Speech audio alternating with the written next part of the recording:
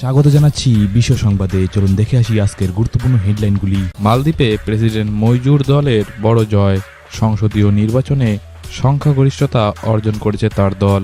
রবিবার মালদ্বীপে অনুষ্ঠিত হয় সংসদীয় নির্বাচন। সেখানে প্রেসিডেন্ট মইজুর নেতৃত্বাধীন পিপলস ন্যাশনাল কংগ্রেস ৬০টির বেশি আসনে জয়লাভ করে বিপুল সংখ্যাগরিষ্ঠতা অর্জন করেছে।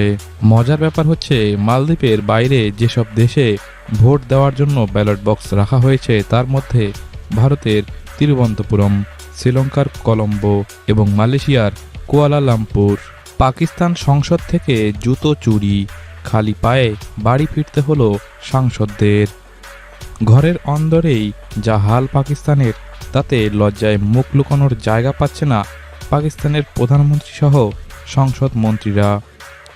যে কোনো দেশেই গণতন্ত্রের সবচেয়ে পবিত্র স্থান সেই দেশের সংসদ, কিন্তু সংসদেই এহেন পরিস্থিতি দেখে গোটা বিশ্ব যেন পাকিস্তানের উপর হাসছে।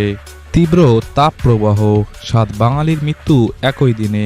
সপ্তাহ জুড়ে থাকবে গরমের দাপট, গরমই হচ্ছে যমদূত, সাবধান করা হলো আবহাওয়া দপ্তর থেকে। বাংলাদেশের ওপর দিয়ে বয়ে যাচ্ছে তীব্র তাপপ্রবাহ। শ্রীলঙ্কায় কার রেসিং ইভেন্টের সময় মারাত্মক দুর্ঘটনায় ৭ জন নিহত হয়েছে এবং ২৩ জন গুরুতরভাবে আহত হয়েছে।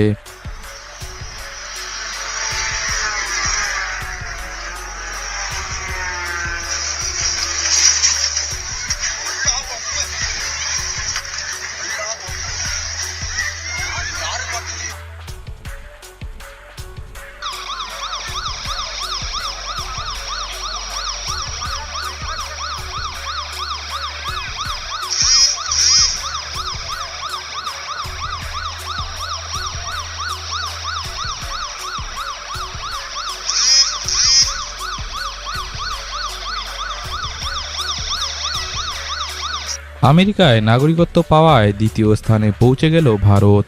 মার্কিন কংগ্রেসের সর্বশেষ প্রতিবেদন অনুযায়ী ৬৫,৯৬০ জন ভারতীয় আমেরিকার নাগরিকত্ব নিয়েছেন, যার ফলে মেক্সিকোর পরই আমেরিকাতে নতুন নাগরিকদের জন্য দ্বিতীয় বৃহত্তম উৎস দেশ হল ভারত। ইউক্রেনের সামরিক বাহিনী রবিবার জানিয়েছে তারা মস্কোর কৃষ্ণ সাগর নৌবহরে অধিকৃত ক্রিমিয়ার সদর দপ্তর সেভাস্তোপোলে দীর্ঘদিন ধরে চলা একটি রুশ উদ্ধারকারী জাহাজে আঘাত হেনেছে এবং ক্ষতিগ্রস্তও করেছে। গাজা হামলায় নিহত মায়ের গর্ভ থেকে জন্ম নিল সুস্থ স্বাভাবিক একটি শিশু। গাজার রাফাহা শহরে ইসরায়েলি হামলায় স্বামী ও মেয়েসহ নিহত এক ফিলিস্তিনির গর্ভ থেকে একটি কন্যা সন্তান প্রসব করা হয়েছে বলে জানিয়েছে ফিলিস্তিনি স্বাস্থ্য কর্মকর্তারা। পাকিস্তানের পশ্চিমাঞ্চলে অজ্ঞাত বন্দুকধারীদের হামলায় ৭ কাস্টমস কর্মকর্তা নিহত হয়েছে। বৃহস্পতিবারের পর থেকে এখনও পর্যন্ত কোনো গোষ্ঠী এই হামলার দায় স্বীকার করেনি। কড়া নিয়মে বাধা পড়তে চলেছে পর্নহাব, স্ট্রিপচ্যাট, এক্স ভিডিওর মতো প্রাপ্তবয়স্ক ওয়েবসাইটগুলি। এই ওয়েবসাইটগুলির কন্টেন্ট কতটা ঝুঁকিপূর্ণ এখন থেকে তার রিপোর্ট প্রকাশ করতে হবে তাদের। পাশাপাশি সেই সব ঝুঁকির মোকাবিলা করতে কি ব্যবস্থা করছে তারা তাও জানাতে হবে। মেনে চলতে হবে ইউরোপীয় ইউনিয়নের অনলাইন কন্টেন্ট সংক্রান্ত নিয়মাবলীও। শুক্রবার এমনটাই জানিয়েছে ইউরোপীয় কমিশন। ফের আবার হুমকি দিচ্ছে ইরান বলছে পরের জবাব এমনভাবে দেওয়া হবে কল্পনাও করতে পারবে না ইসরায়েল। ক্ষেপণাস্ত্র বানানোর জন্য চীনকে গোপনে সরঞ্জাম সরবরাহ করছিল চীনের ৩ সংস্থা। এবার সেই ৩ সংস্থার ওপর নেমে এলো আমেরিকার নিষেধাজ্ঞার খাড়া। এই সংস্থাগুলিকে সতর্ক করল জো বাইডেনের প্রশাসন। ইরানের বিরুদ্ধে ইসরায়েলি হামলার খবরের পর মধ্যপ্রাচ্যে প্রতিশোধের বিপজ্জনক চক্র বন্ধ করার আহ্বান জানিয়েছে জাতিসংঘ মহাসচিব অ্যান্টোনিও গুটেরেস। শুক্রবার তার মুখপাত্র এক বিবৃতিতে জানান, জাতিসংঘর প্রধান প্রতিষেধকমূলক যে কোনো কর্মকাণ্ডের তীব্র নিন্দা জানিয়ে থাকে এবং জানাবে। ইরান ইসরায়েলের মধ্যে পাল্টাপাল্টি হামলাকে কেন্দ্র করে সৃষ্ট চরম উত্তেজনার মধ্যেই এবার ইরাকের রাষ্ট্রায়ত্ত প্যারামিলিশিয়া বাহিনীর সেনাঘাঁটিতে বিমান হামলার ঘটনা ঘটেছে। হামলায় পপুলার মোবিলাইজেশন ফোর্সের এক সেনা নিহত ও ৬ জন আহত হয়েছে। রাশিয়ার দিকে ঝোঁকা নাইজেরিয়ার থেকে সেনা প্রত্যাহারের রাজি যুক্তরাষ্ট্র। ইসলামপন্থী বিদ্রোহীদের বিরুদ্ধে যুদ্ধে ভূমিকা শেষ করে সব মার্কিন সেনা নাইজেরিয়া ছেড়ে চলে যাবেন। এর পাশাপাশি যুক্তরাষ্ট্র শুক্রবার সাহারা মরুভূমিতে আগাদেজের কাছে তাদের ড্রোন ঘাঁটি বন্ধ করতে সম্মত হওয়ার ঘোষণাও দিয়েছে। ইউক্রেনের প্রেসিডেন্ট ভ্লাদিমির জেলেনস্কিকে সম্ভাব্য হত্যা চেষ্টার অংশ হিসেবে রুশ সরকারের পক্ষে গুপ্তচর ভিত্তির অভিযোগে পোল্যান্ডের এক নাগরিককে গ্রেপ্তার করা হয়েছে। শুক্রবার সন্ধ্যায় তুরস্কের ইস্তাম্বুলে পৌঁছেছেন ফিলিস্তিনি স্বাধীনতাকামী সংগঠন হামাসের নেতা ইসমাইল হানিয়া। দেশটির প্রেসিডেন্ট রিসেপ তাইওয়ান এরদোগানের সঙ্গে আলোচনা করতেই তার এই সফর। হামাসের পক্ষ থেকে জানানো হয়েছে, হানিয়া এরদোগান চলমান গাজা সংঘাত নিয়ে আলোচনা করবে। ফিলিস্তিনকে রাষ্ট্র হিসেবে স্বীকৃতি দিয়েছে ক্যারিবীয় দ্বীপরাষ্ট্র বারবাডোস। এ নিয়ে ক্যারিবিয়ান কমিউনিটির 11তম দেশ থেকে এই স্বীকৃতি এলো। নতুন করে উদ্বেগ বাড়াচ্ছে বার্ড ফ্লুর ভাইরাস H5N1 এর স্টেইনের সন্ধান মিলল এবার দুধে। শুক্রবার বিশ্ব স্বাস্থ্য সংস্থার পক্ষ থেকে জানানো হয়েছে যে সমস্ত প্রাণীরা এই বার্ড ফ্লুর আক্রান্ত তাদের শরীরজাত কাঁচা দুধে মিলছে এই ভাইরাসের স্টেইন। উমরাহকারীদের আগামী 6 জুনের মধ্যে সৌদি আরব ছাড়তে হবে বলে জানিয়েছে দেশটির হজ ও উমরাহ মন্ত্রণালয়। ভারত বাংলাদেশ সীমান্ত পরিদর্শনে ইস্টার্ন কমান্ডের অতিরিক্ত মহাপরিচালক। শুক্রবার তেল আবিব ও জেরুজালেমকে সংযুক্তকারী একটি মহাসড়ক অবরোধ করে এই বিক্ষোভ চলে। এতে ব্যাপক যানজট তৈরি হয়। সড়কের মাঝখানে আগুন ধরিয়ে দেন বিক্ষোভকারীরা। জিম্মিদের ছবি সম্বলিত প্ল্যাকার্ড নিয়ে বিক্ষোভ করেন তারা। শুধু ভারত নয়, ভারত ছাড়াও বাংলাদেশ থেকে শুরু করে গোটা এশিয়া জুড়ে চলছে তীব্র তাপদাহ।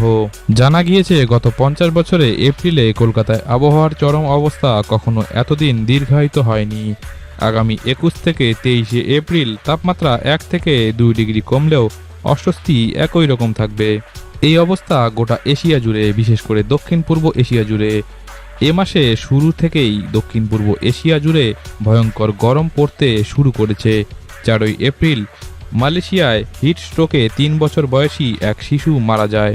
এবার লন্ডনের রাজনীতির ময়দানে ভারত এবং পাকিস্তানের লড়াই।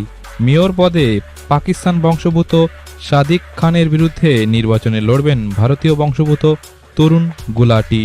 বিশ্বের সবচেয়ে বিতর্কিত ছবি, যা তোলার পর আত্মহত্যা করেন ফটোগ্রাফার নিজেই। 1993 সালে সুদানে বিখ্যাত ফটোগ্রাফার কেভিন কার্টার তুলেছিল এই ছবিটি। আমেরিকায় তৃতীয়বারের চেষ্টায় ইউনিয়ন করার অধিকার অর্জন ভক্সওয়াগনের শ্রমিকদের। এবার দক্ষিণ কোরিয়ায় চলছে ড্রাইভার ছাড়াই বাস। দক্ষিণ কোরিয়ার সিওলে সেলফ ড্রাইভিং বাস শুরু হয়ে গেছে চলা। প্রচণ্ড গরমে হাঁসফাঁস করছে গোটা বাংলাদেশ। হিট স্ট্রোকে প্রাণহানি 4 জনের। বন্ধ করা হলো স্কুল কলেজ। তাদের সকলেই চুয়াডাঙ্গা, পাবনা, গাজীপুরের বাসিন্দা। অবাক করা এক বিরল ঘটনা ঘটল পাকিস্তানে। একসঙ্গে 6টি সন্তানের জন্ম দিলেন এক পাকিস্তানি মহিলা। সেই মহিলাটির নাম জিনাত ওয়াহিদ। এদের মধ্যে 4 জন পুত্র এবং 2 কন্যা সন্তানের জন্ম দিয়েছেন। এমন এক দেশ যেখানে চুরি করলে সাজা হিসাবে কেটে নেওয়া হয় তার ডান হাত। যদি কেউ অস্ত্র নিয়ে চুরি বা ডাকাতি করতে গিয়ে ধরা পড়ে তাহলে তার সাজা ফাঁসি। সেই দেশটির নাম সৌদি আরব। সেই দেশেই 15,000 এই সপ্তাহে গ্রেপ্তার করা হয়েছে। তারা মূলত বসবাস ও কাজ করতেই সীমান্ত পেরিয়ে সৌদি আরবে প্রবেশ করেছে।